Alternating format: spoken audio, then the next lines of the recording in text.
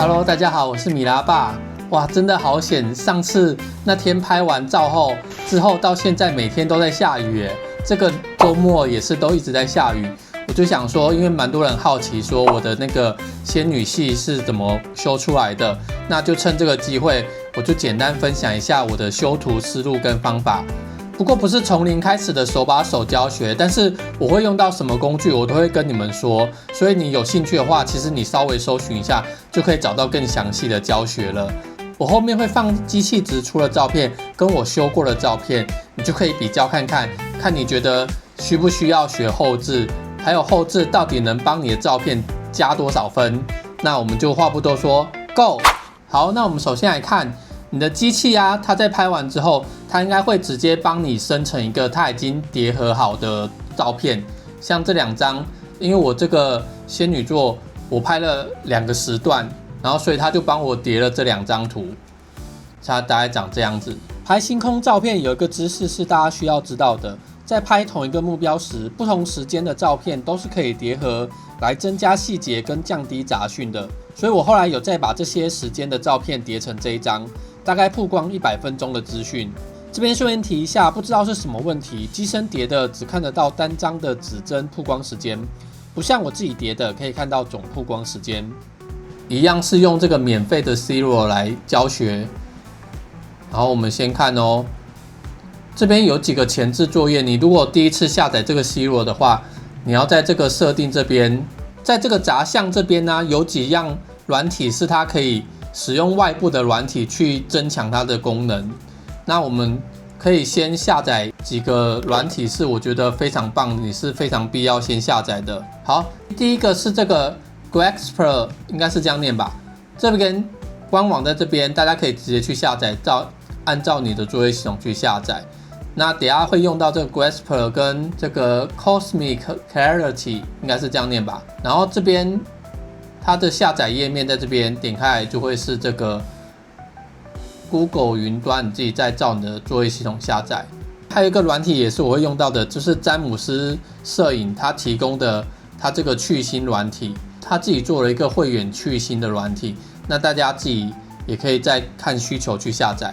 至少先准备这3样，然后到这个 Zero 之后呢，还有脚本这边你可以下载一些必要的软体，等一下我会用到有一些你们都可以自己这边下载。这边你只要搜寻它这个名字之后，在这边点脚本 ，Zero 就会自己帮你下载好了。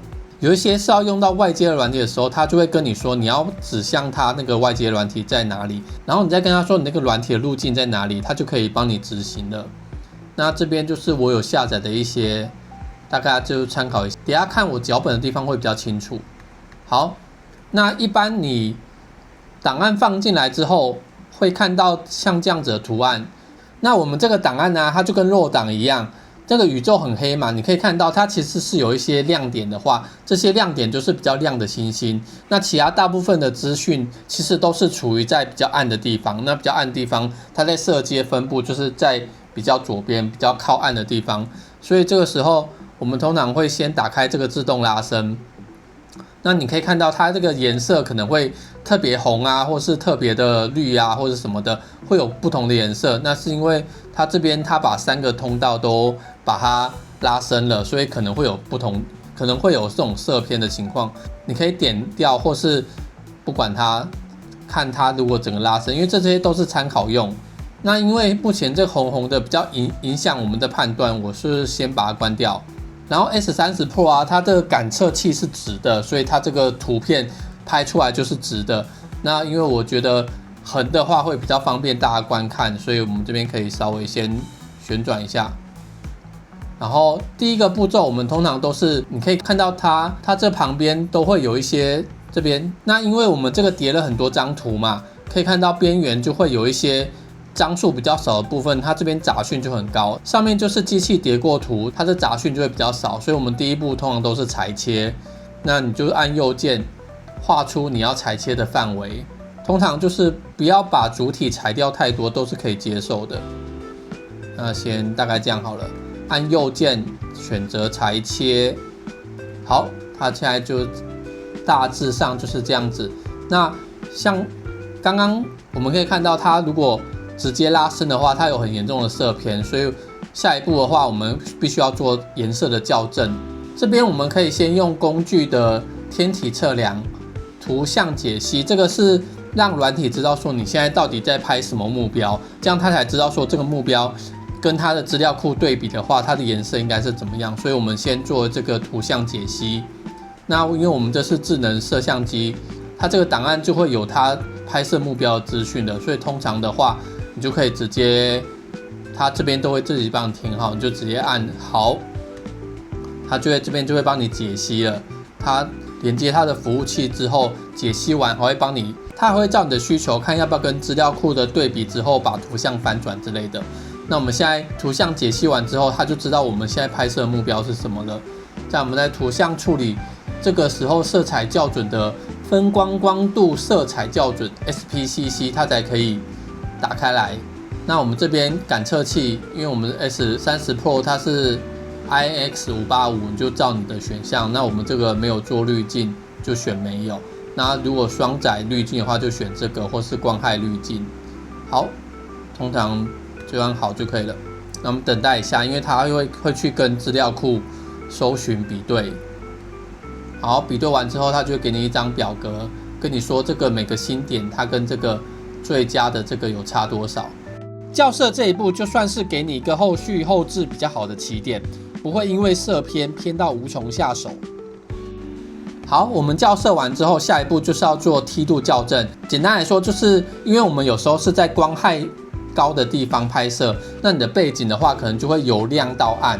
那我们这个梯度校正就是要把这个亮到暗的这个背景的颜色把它去掉，让它的背景是平均的黑，这样我们的背景亮度的颜色才会趋于一致。那如果你没有装软体的话 ，Zero 里面它有一个背景提取，你可以按生成，它就会生成很多个点，然后会帮你避开主体。但是如果你发现说，它有点到主体的话，你就按右键把它点掉。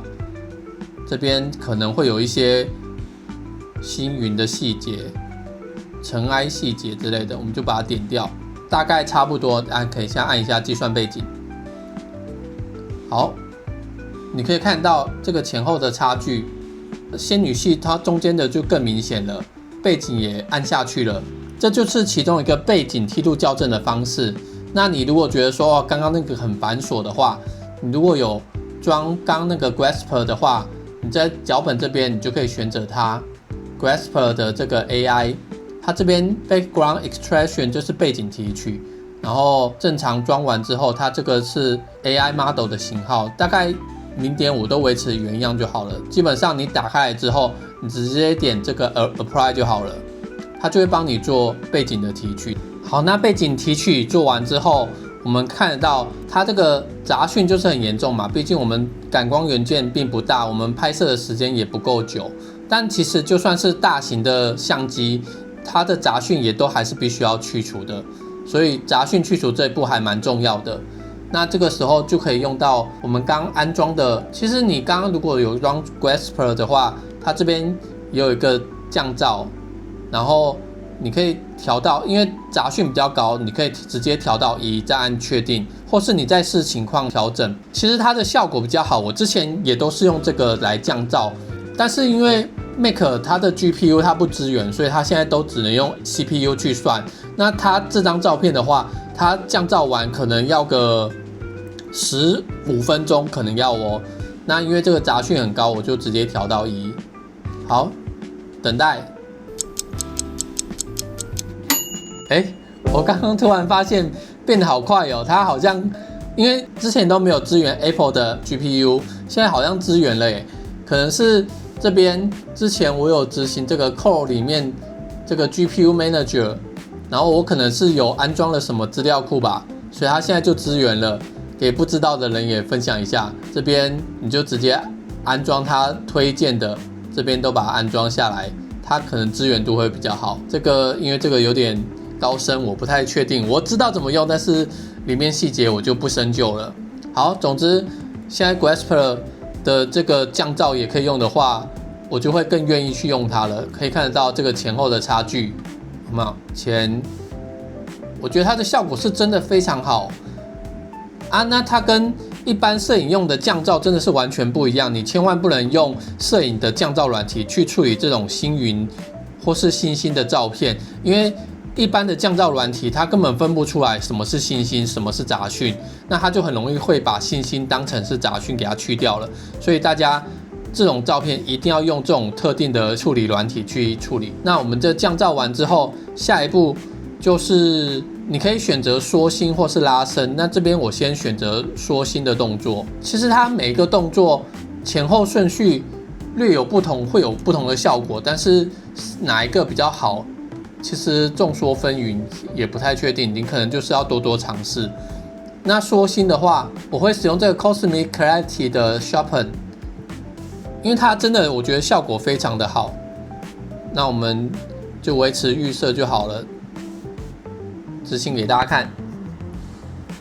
那之前有说过专门的软体，我直接把上次的片段再放一次。如果专业的话，可能会用一个付费软体。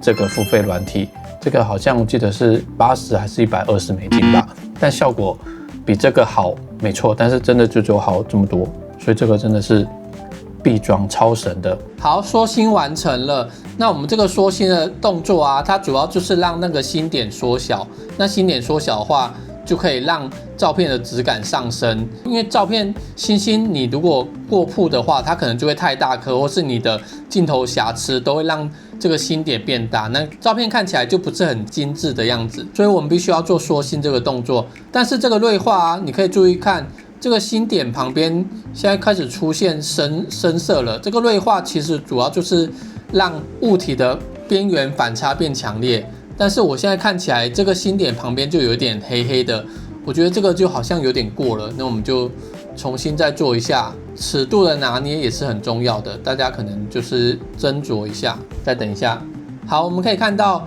效果，我觉得就自然了一点。但是这个真的是个人的偏好。那我们下一步的话，我们就是要开始做最重要的一步拉伸。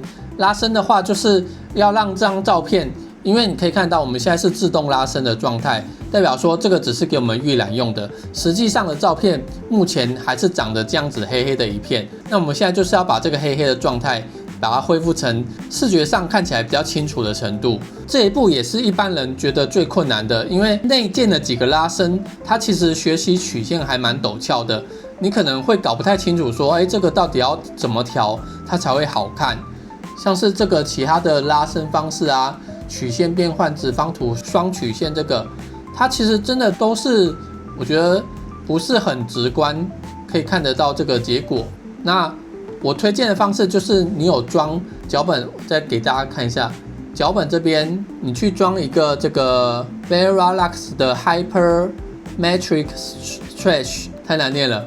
总之这个脚本你装完之后，这边就会出现这个脚本 Veralux 的这个，你点下去之后，再点这个预览，它会帮你有一些预设的拉伸选项，这边就可以看到它预览的样子。然后这边你可以选，我们是 INX585，让它有个参考的依据，或是这个如果有现成的机型的话，你也可以选，就是照自己需求。我们是585，那它这个有2个很必要的，它这个有一个是直接就可以使用的，那第2个应该是科学用的，它会保留比较多细节，你可以都按看看。然后这个选完之后，你的型号之后，你可以按它这个自动侦测，你可以从它这个预览上面看一下效果怎么样，会不会太强烈或是太弱，这边都可以做微调，这个就看个人偏好了。那如果是这种科学的话，就会保留比较多细节，所以看起来是灰灰的。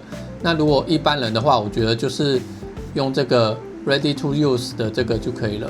那我可能会觉得它这个星点好像有点拉太过了，因为我还是会想要保留多一点我自己后置的选项。好，我觉得差不多这样就好了。好，那目前这一步我们就可以开始真正的重头戏了。这边你可以选择，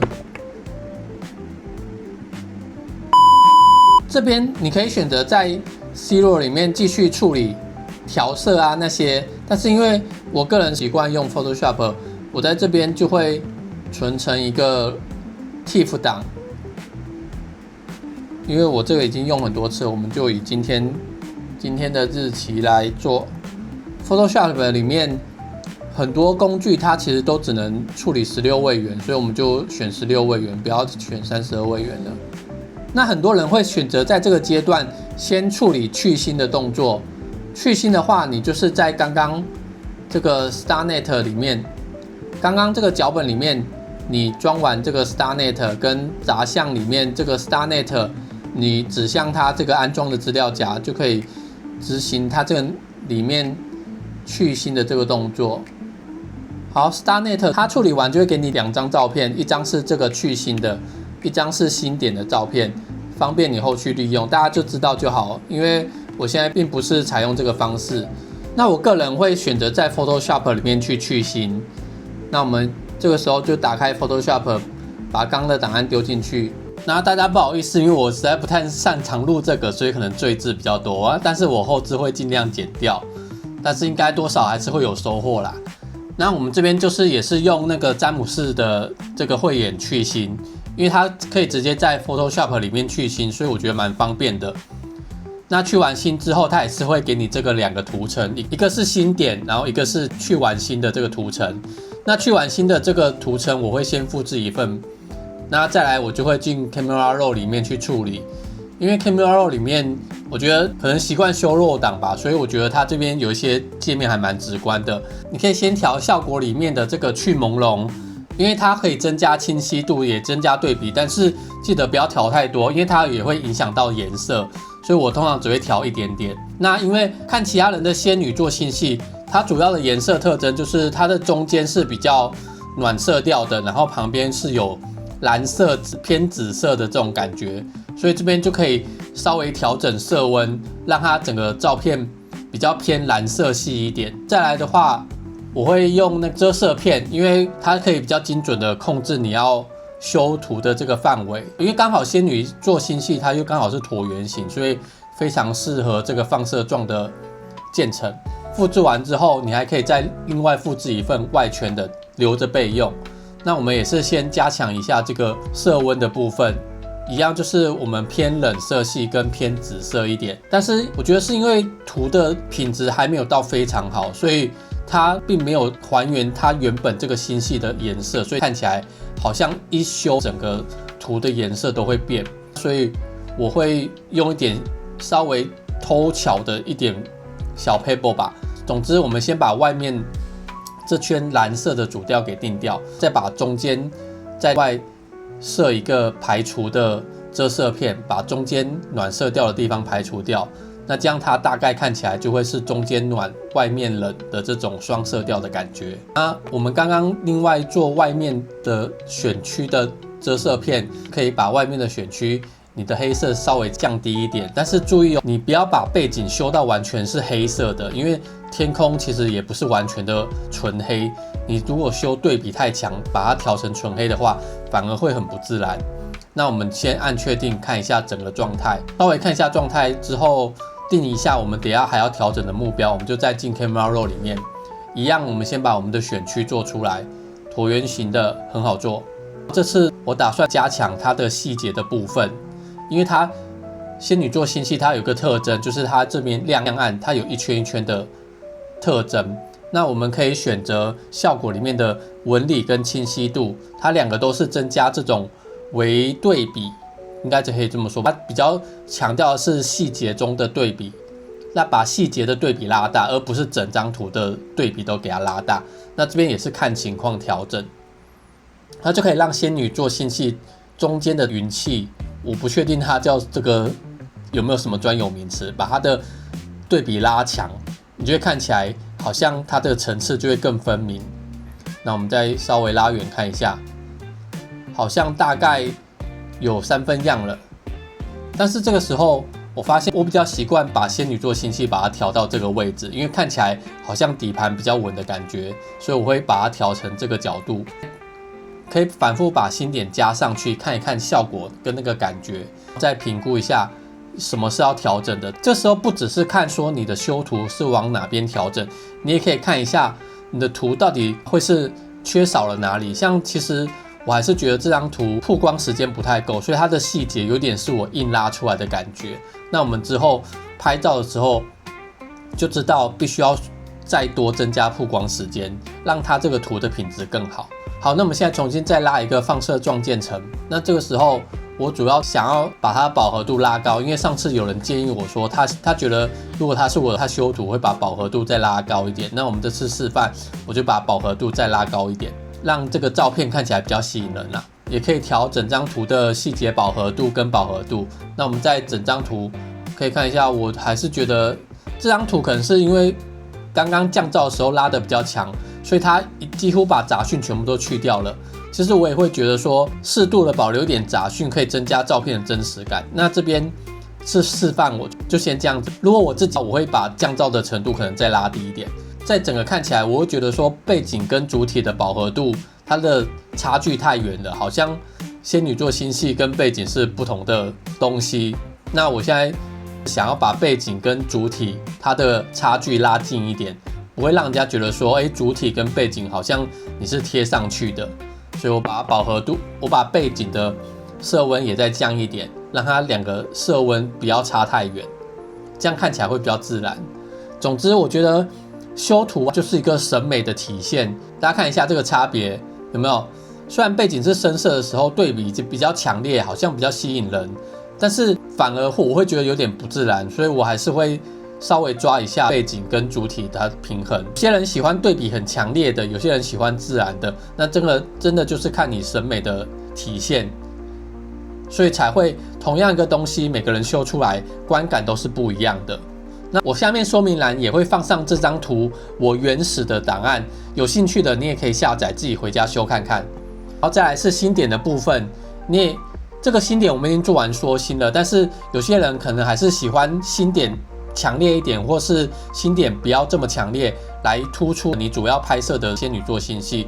那我就会把星星的亮度从中间的地方往下拉一点，你看起来星星的密度就会变少，它就比较不会强调仙女座星系的风采，我是这么觉得啦。但也有人喜欢星星满天飞的感觉，这就看个人偏好了。那我们再另存一个新档，这张图就大概修成这样子了。大家也看得到，其实它每个过程中每个步骤其实都稍微会有点落差，所以你可能每次修出来的图，在你还没有完整的规范你的标准作业流程之前，你可能每次修出来的都不太一样。所以我也给大家看一看，我之前修了好几个版本，每次都不太一样，还有跟机身直出的档案，我们来对比看看。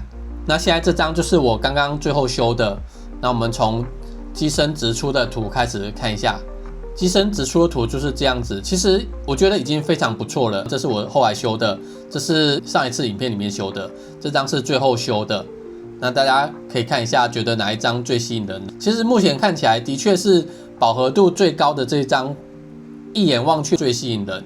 那之后可能就会再继续调整一下自己修图的方式。那我们就看一下为什么要自己修图。我把机身直出的这张跟我刚刚修的这张，在 Photoshop 里面把它叠在一起，我们就可以比较直观的看到它的前后对比。这是我自己修的，这是机身的，自己修的机身的。大家可以看一下它的，不管是颜色、细节，都可以去比较看看。基本上你自己修的一定会比机身的好。